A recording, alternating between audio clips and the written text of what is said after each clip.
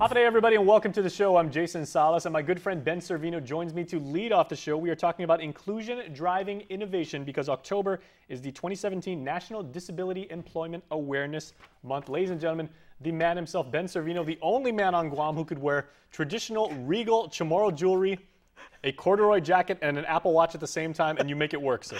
Thank you. Thank you for having me here. The only guy who could do that. You pull it off beautifully. Thank you. Well, one thing that is extremely important right now is how employers understand the rights of people with disabilities and everything like that. So talk about some of the themes that will be covered. Okay.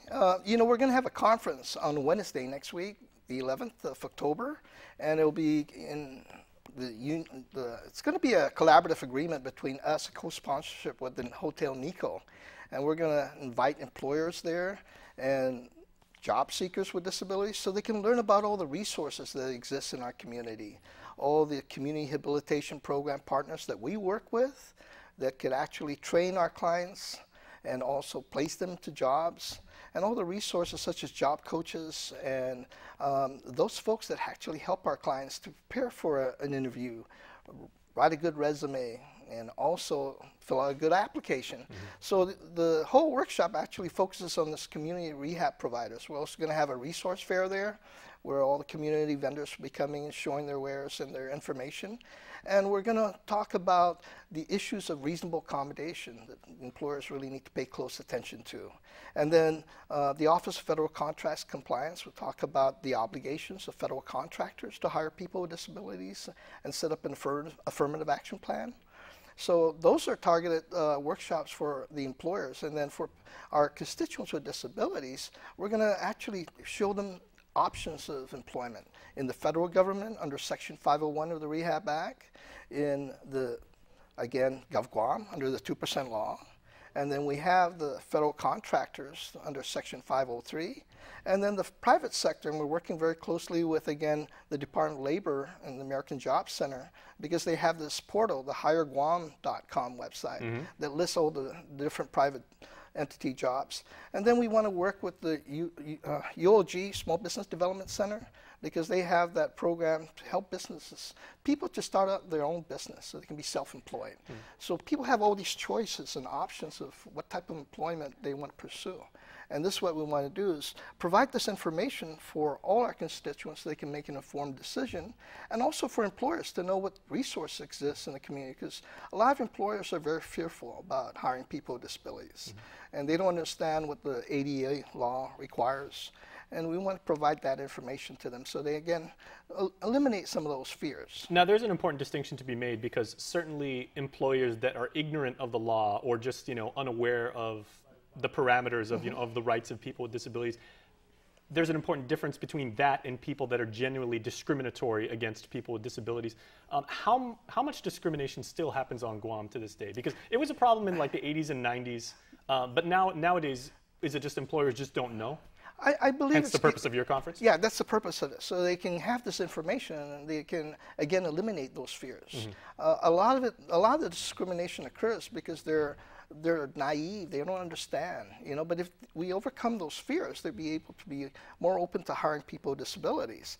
And they don't realize there's a need for diversification in the workforce. Certainly. And this is a market that's been untapped. You need to really explore that. And say, now, what are some of those fears? Is it like, are they just worried about, do I have to pay a higher cost of insurance per employee? Correct. Will I be able to get an equal amount of productivity out of an employee who happens correct. To be a person with a disability? That's correct. Those kind of things? Yeah, and again, the accommodations. How am I going to accommodate them?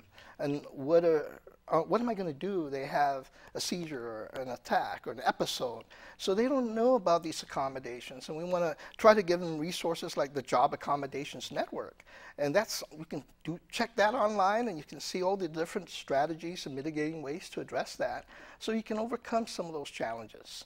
So we want to provide this information for employers. So again, they overcome those fears of discrimination. And I know that employers don't mean to discriminate. They just have this fear of, gosh, what happens, Mm-hmm. And that's where we want to eliminate that fear. Well, in the private sector, of course, it's all about the bottom line, and people genuinely don't want to be mean. They're just wondering how much more cost it might impose upon them. But one other thing you were bringing up a few moments ago was feds. Mm-hmm. And if people with disabilities want to work for Uncle Sam. Can we talk a little bit about how this impacts people with disabilities that would like to work for like the military or do, you know, defense contracting and Right. stuff like that? Are there a different set of rules that apply there? Again, you know, there are affirmative action programs, and I mentioned 501, Section 501. That's for federal hiring. Actually, I was hired under the federal government under the 2% program. You Your know, first it's job out of college, right? Yeah, Schedule A. So I was able to work for the federal government. But there's also federal contractors that are required to, again, look at the utilization rate of 7% for hiring of people with disabilities. And a lot of them, some of them don't even have affirmative action programs and plans. So that's where we're working with the Office of Federal Contracts Compliance. And then we want to look at assistive technology, and that's where Guam System for Assistive Technology would come in and show the different types of technologies that could be utilized in the work site. And you're doing some amazing work on that space. Well, I'll tell you what, we got to go, but can you let everybody know once again where, when, and what time? Okay. It's October 11th, Wednesday, at 8 o'clock to 4:30 at Nico Hotel.